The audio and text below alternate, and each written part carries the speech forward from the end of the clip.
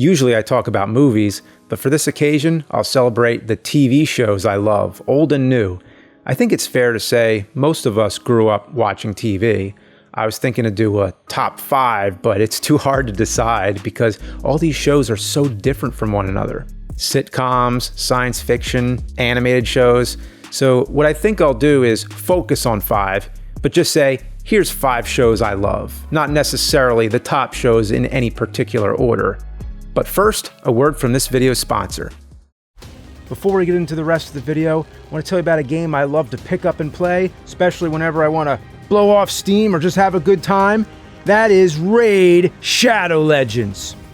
Available on PC and mobile, build your team from over 600 champions and battle your way through a thrilling campaign. Fight to the death in global PvP matches for all the glory, or team up with other players to take on massive bosses.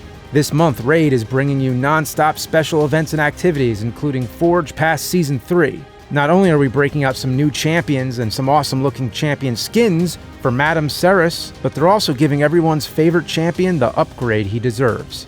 That's right, Death Knight is becoming a legendary champion, and I can't wait to see him later this month.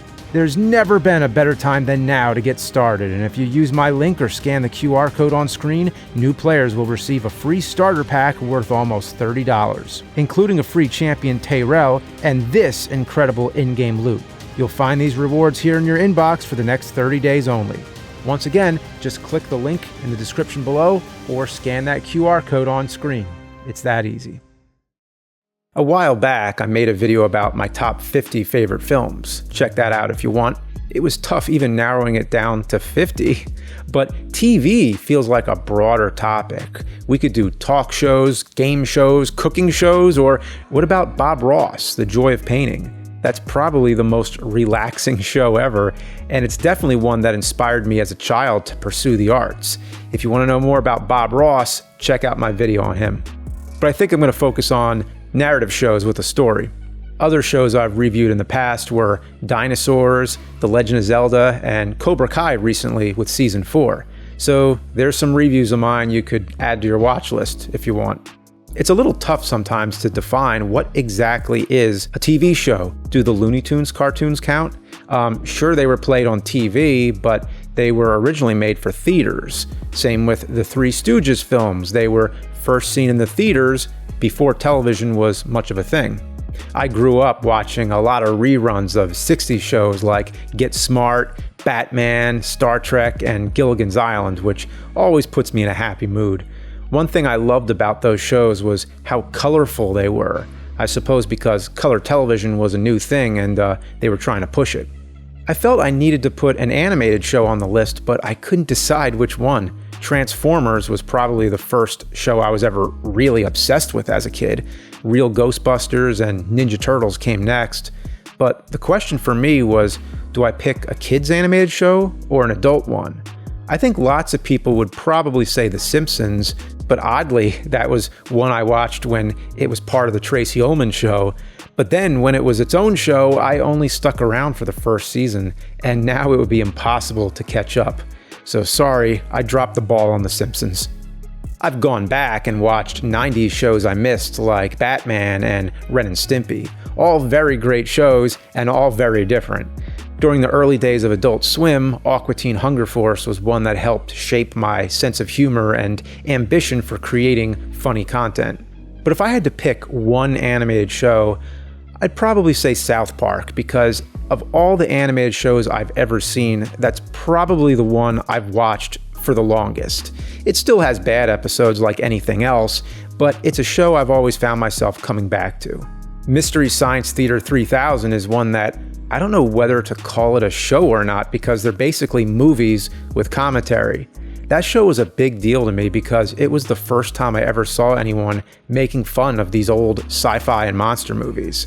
I didn't even know you could get away with just showing an entire crappy movie on TV and just putting some shadowy robot figures in front of it. It was unlike anything I ever saw before. The problem is there's too many shows to pick from to make my sacred 5 here, and there will always be something I forget about that I want to add later. But here we go. Number 5, Always Sunny in Philadelphia. When it comes to recent comedy series, this is the one that's connected with me the most. When I first started watching it, I thought, well, this is just a bunch of assholes in a bar. These characters are not likable. But then I realized that's what makes it so great. They're all despicable in some way, but you can't get enough of them. They're always cooking up some crazy scheme to cheat the system in some way. They're always treating each other like shit, but always end up back together as a group. The whole cast is really talented and funny. Charlie Day, Caitlin Olsen, Glenn Howerton, Rob McElhenney, and Danny DeVito. Every one of them hilarious.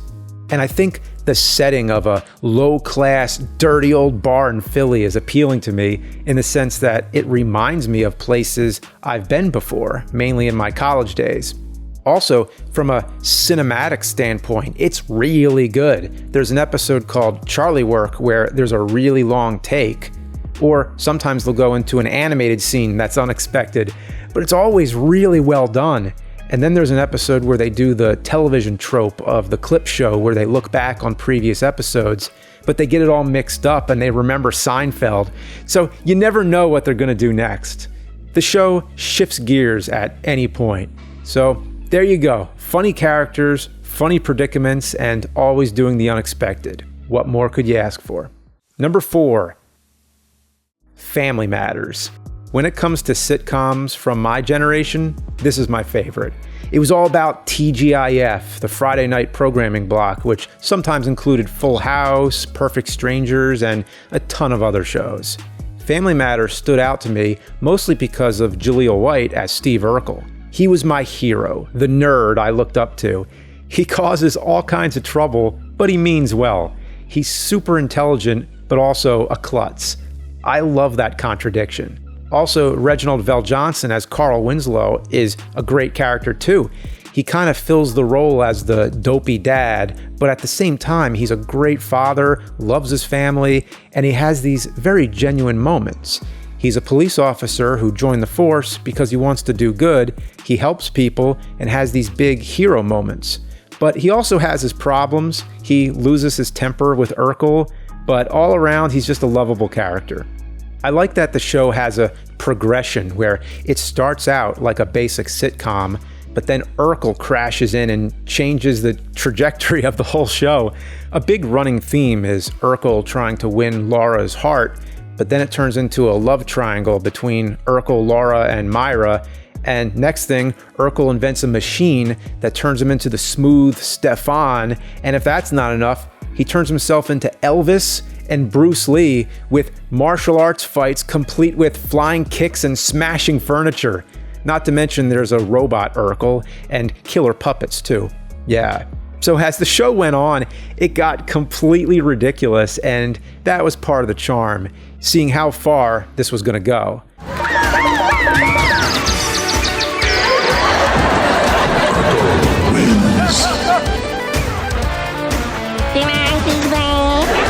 What began as a spin-off of Perfect Strangers and was just a simple family around the couch comedy turned into a science fiction show. No joke, by the last episode, Urkel is in space. Number 3, Star Trek: The Next Generation. I think the original series will always be the most iconic, but with Next Generation, I love the characters even more. Patrick Stewart as Picard, I can't explain why, but to me, he's the perfect mold of a captain. He's very disciplined, hiding his emotions, but he lets the audience in underneath his tough exterior. He's really good at listening to others. He can be kind and gentle, but when things get serious, he turns on the tough guy thing immediately. You will still not survive our assault. You will not survive ours. Shall we die together? He doesn't always make the right decisions, like after his experience with the Borg, he becomes vengeful, but he always comes around and learns something. You could feel his character growing as the series goes on. Another big reason I like Next Gen the most is because I'm a sucker for stories about artificial life. The android Data, played by Brent Spiner, is basically a modern version of the Pinocchio story. He wants to be a real human, so he's always asking questions and trying to learn more about humanity. And it's the type of character progression that can only work this well in a long format like this. the episode Measure of a Man is a really good one, but there's another that comes to mind called In Theory, where he has a romantic relationship with a human female, and you see him trying his best, making the same kind of mistakes humans can do, and some of it he's trying to copy what he knows from humans. So after the relationship doesn't work out and she tells him it's over, he says, "I will delete the appropriate program." That is tremendously sad and funny at the same time. So watching all these characters grow and all the themes of humanity that it explores are what made it have such a lasting impression on me. Number 2, Breaking Bad. When it comes to serious modern shows, this is my favorite. I've tried watching other shows that people were obsessed with and nothing ever hooked me, but Breaking Bad gripped me to the core.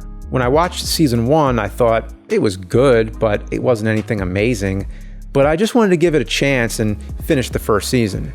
I was going to leave it at that, but it ended on a great cliffhanger, so I figured, might as well watch season 2. But season 2 started getting good, and then it kept getting better and better to the point where I was losing sleep. Late at night, I'd say to myself, I'll watch one more episode. And then when that's over, I'm like, just one more. This show made me nervous and anxious. I was always dying to know what happens next. And you hear about that. People go through that with shows where there's a character who's injured or dying, and I hear people go, "Oh my God, I can't believe it." And I'm thinking, cut me a break. It's a TV show. How can anyone take it that seriously? Well, then I saw Breaking Bad, and it happened. And it's the only time a show ever did that to me. I found myself debating the decisions the characters make and sometimes even yelling at the screen. Bryan Cranston as Walter White is probably the best acting I've ever seen in my life. He has a certain way to lie to the other characters, but also indicate with his face to the audience what he's really thinking, almost like he's acting via telepathy. And sometimes I'd sympathize with this guy, and other times I'm repelled like, geez, he's horrible, so I never knew how to feel. I am the danger. A guy opens his door and gets shot, and you think that of me? No. I am the one who knocks. I also like that it's shot really well. It has elements of westerns and film noirs, a little of Hitchcock and a little of Sergio Leone. It's a show that examines what people could be capable of doing when forced into the right circumstance. And it makes you think, what would you do? I've actually done a review of it before, so if you want more, you can check that out. Number 1, The Twilight Zone. I can say on a general level, this is probably my favorite all-time show. First of all, it's an anthology series. Every episode is different, so you never know what you're going to get. But they're almost entirely different genres too. There's funny episodes, serious episodes, some are science fiction and some are drama, even westerns and suspense. It's all different. They're short, straight to the point, self-contained stories. It's a show that's worth anybody's time. And yes, there are some bad episodes like any series, so look up a best of and just go down the list. Some of my favorite episodes are Walking Distance, where a man literally revisits his own childhood only to learn he must cherish the present. A Game of Pool, where a competitive pool player is so obsessed with being the best, he challenges the ghost of the all-time champion.